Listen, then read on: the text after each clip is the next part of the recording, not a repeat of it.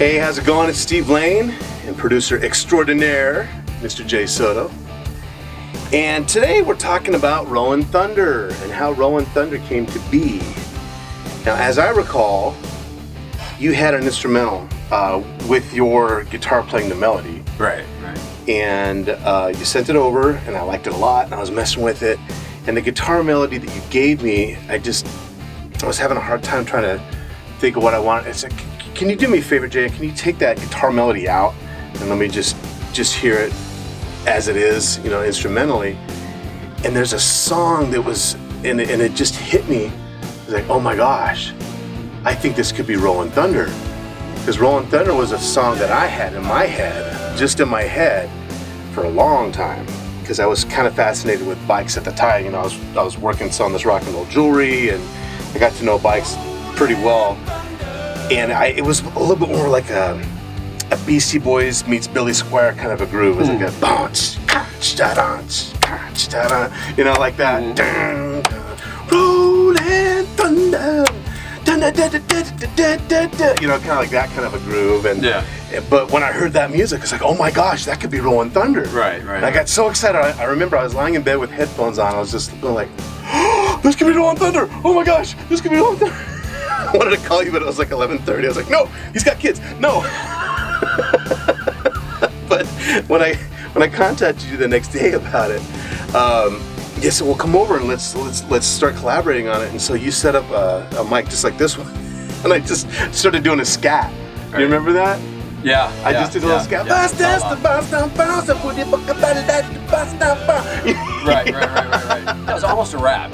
Yeah. It was. But it worked. Right. It helped. Yeah, it did. So what were your memories of it? Yeah. Well, I just remember it, I mean, in the very, very early stages, what did you have in mind for that instrumentally? Well, boy, on the guitar, I don't remember what the original guitar melody was. I think. Did you have that riff in there? The opening riff? I can't remember if I did or not. I think that came a little later. I think I came up with that. You might have added that later? Yeah. 'Cause that's brilliant, in my opinion. Gosh, I love that riff. It's nice to be working on a project that is guitar riff driven. Right. It's so rare. I heard Eddie Trunk, a famous rock DJ, talk about this the other day, that so few bands are doing that now. Right. And the ones that are doing tremendously well. One of them got nominated for a Grammy. Mm-hmm. Greta Van Fleet. This young band that sounded exactly like Led Zeppelin. Right. I mean, exactly like them, and I love them for it. God bless them. Even Robert Plant likes these guys. Yeah. They're guitar-driven rock. Right. And right now, my current favorite band, I shouldn't say that because it changes every week. Right now, I'm completely in love with Rival Sons music. Yeah. I think that they are fantastic, and Eddie Trunk loves them as well because they're guitar-driven rock. They're riff-driven rock. Yeah. And that's what we grew up on. That's what we live off of when we were younger. And even today, I listen to older stuff. I'm sure you do too. Mm-hmm. That's what it's all about for me personally, is guitar riff-driven rock. For sure. Yeah, it's that and the synergy between the frontman, lead vocalist, and the guitar. I mean, that pairing The gruesome twosome. It's synonymous with rock and roll, the gruesome twosome. There's your name. Right? Your name. That's our lost project. Yeah. Steve Lane and the gruesome twosomes. This is how things happen, folks. We should edit that out. But you don't hear that a whole lot anymore. I mean, you're starting to again, but in the 70s, definitely, 80s, obviously, it was about that connection, that synergy, like I said, between the vocalist and the guitar that just makes it work. There's never a dull moment in good rock music. Back in the day, right.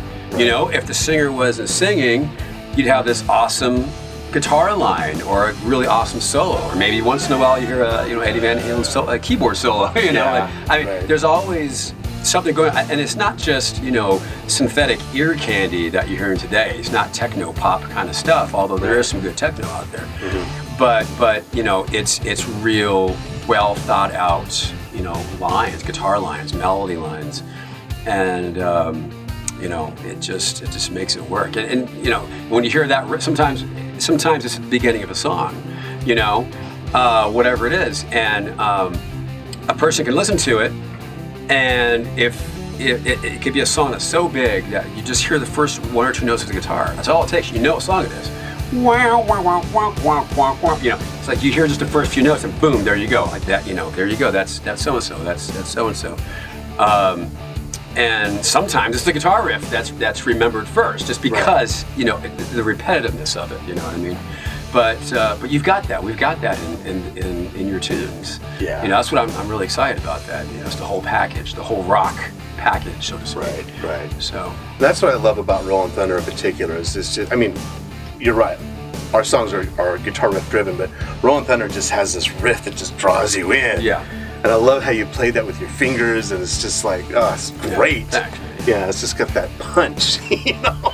So it's such a great track, and it was a great experience for writing and recording that with you. And it's fun to do a song about bikes. Right, absolutely. You know, I'm bikeless. I'm kind of a poser. I'm bikeless at the moment. I don't plan on always being bikeless. I got my eye on an Indian. I got my eye on a Harley Road King. I just love the culture. You know, I hang out at bike weeks and without a bike.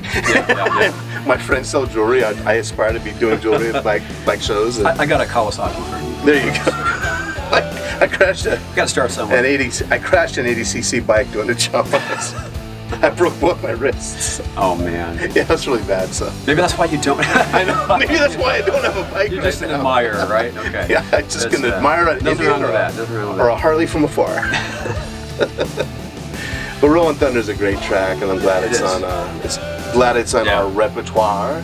Yes. And I'm looking forward to all the great things that are going to happen because of Rollin' Thunder. Absolutely. It's a cool song. So it's a beefy track. It is.